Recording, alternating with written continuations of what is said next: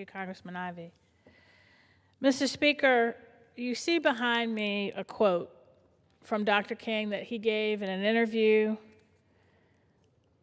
in 1967, where he talks about how, in many ways, the dream that he articulated in the March on Washington had become a nightmare. Most people are surprised by that. But why did it become a nightmare? Because after the victories of the Civil Rights Act, after the victory of the Voting Rights Act, when he really began to address the systemic issues facing this country of poverty, of hatred, of war, he began to see how deeply ingrained in American culture racism really was. He began to see that the systemic racism couldn't just be overcome with laws. And I think for many African Americans today, that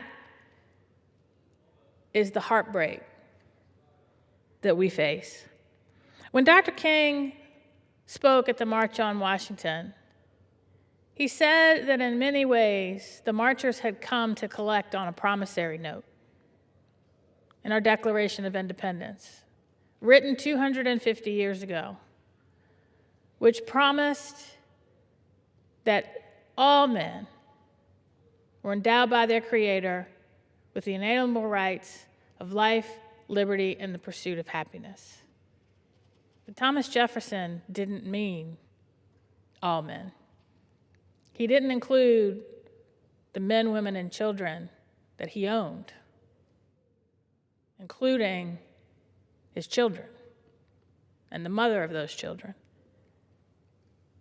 When James Madison, the architect of the Constitution, wrote the Virginia Plan that led to the Constitution, in the beginning, we the people, in order to form a more perfect union, and laid out a vision of government by, of, and for the people, it didn't include all the people. My ancestors, our ancestors here in the Congressional Black Caucus, weren't even deemed people. They were deemed 3/5 of a person for purpose of apportionment, but they were treated as property, and in some cases, animals. We have a country that was literally built on the backs of a whole race of people, with an ideal that was revolutionary, that said the power of government derives from the people. And my ancestors believed in that ideal just as much as yours, Mr. Speaker, but it took us a long time to participate in that government, in that promise. That's what the Civil Rights Movement was about. But it was also about recognizing the basic decency and dignity of every human being, regardless of where they're born, regardless of how they worship, regardless of the color of their skin. But we still have a long way to go, because what diversity, equity, and inclusion recognizes is that when the Civil Rights Act and the Voting Rights Act and all of the laws that were passed because of the work of Dr. King, they weren't a magic wand that erased over 300 years of the impact of slavery and Jim Crow.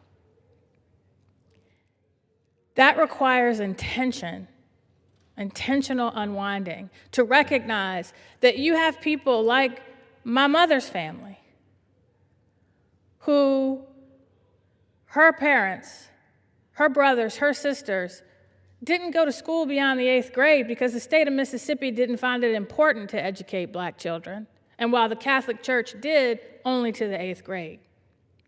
Their opportunities were limited. When you had neighborhoods like Jackson Ward that I represent, that was once the Harlem of the South, decisions were made to cut that neighborhood in half by a highway and segregate part of that neighborhood away from everything that they needed,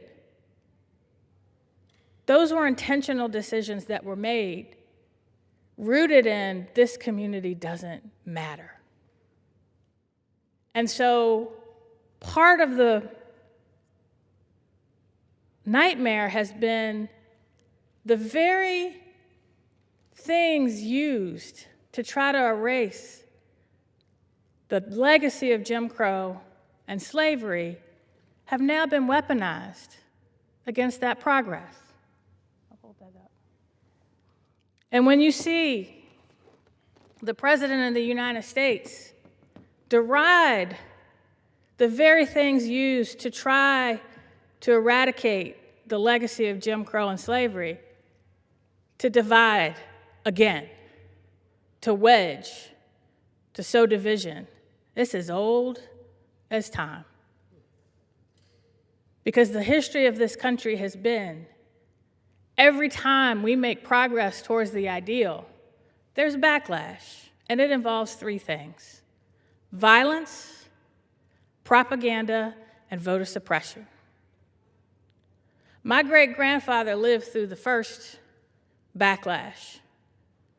A man born on a plantation, his parents enslaved, who was exercised the right to vote after he was given a literacy test, got all the questions right, and heard the registrar say, and this is the only time you'll hear me use this word is in a direct quote, "I need more questions because this nigger got them all right." Because he was on a list, do not register this man to vote. My parents saw the second backlash to the civil rights movement. We're in the third backlash now. And what the backlash involves is propaganda that breaks up coalitions, whether it was a coalition of newly enslaved black men and poor non-landowning whites who came together during Reconstruction to rebuild this nation. The backlash to that involved racial terror lynchings, the lie of white supremacy, and a rash of voter suppression laws that completely ignored the 14th and 15th Amendments.